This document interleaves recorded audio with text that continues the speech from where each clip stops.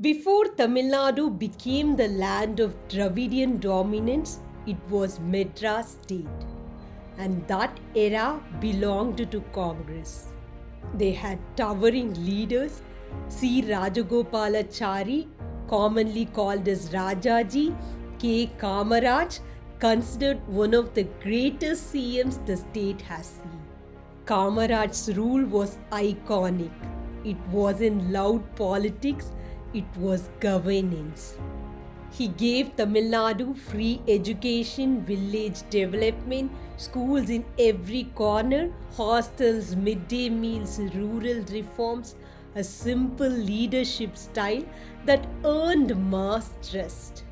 Back then, DMK was only an opposition movement. Congress didn't need alliances, Congress won on pure people power. And that was the golden age of Congress.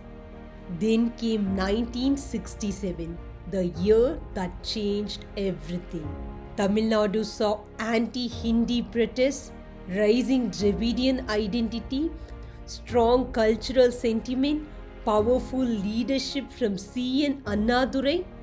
DMK defeated Congress, a historic shift. And from that moment, Congress never returned to power on its own.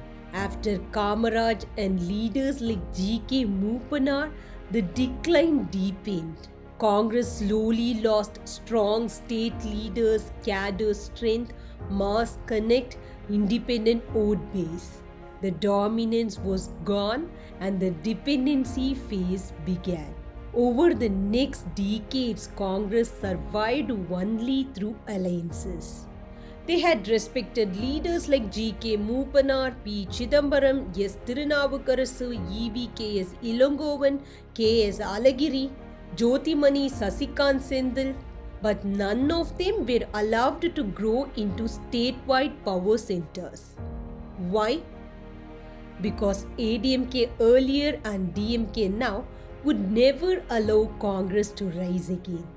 The Dravidian majors needed Congress votes but not Congress power. Today, Congress is in alliance with DMK, but it's not an equal partnership. What Congress gets? A few seats, a few MLAs, MPs, and basic survival. What Congress does not get? Leadership space, CM projection, independent identity. DMK's strategy is clear. Use Congress vote bank but keep the growth limited. Even Congress ministers, when included, hold symbolic power. Real control stays with DMK. Now we reach the present. In yesterday's meeting, reports say Congress has asked for 30 to 35 seats. A small number not to expand but to secure space early.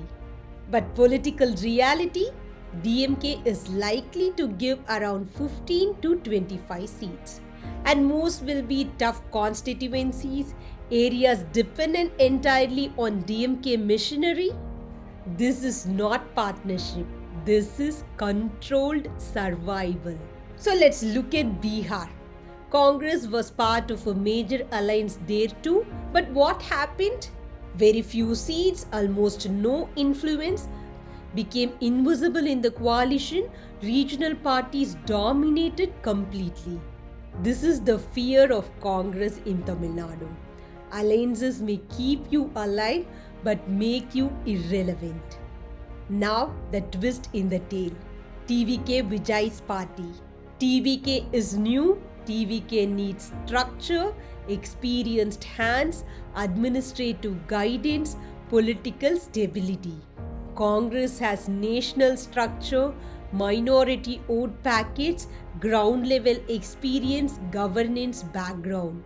This creates the possibility of a unique political partnership. Here's the key point. DMK will never share major power with Congress, but TVK might. Because TVK is still building. TVK needs credibility, Congress needs relevance. This creates rare mutual benefit. Possible power sharing if alliance happens. Vijay as CM candidate, Congress gets confirmed ministerial portfolios, influence over key departments, possibly even a deputy CM role. Something Congress will never get from DMK. Here's Congress situation in simple terms. Stay with DMK, safe, permanent junior partner, but no leadership future. Join hands with TVK, respect, power sharing, maybe election risk. Go alone, possible political collapse.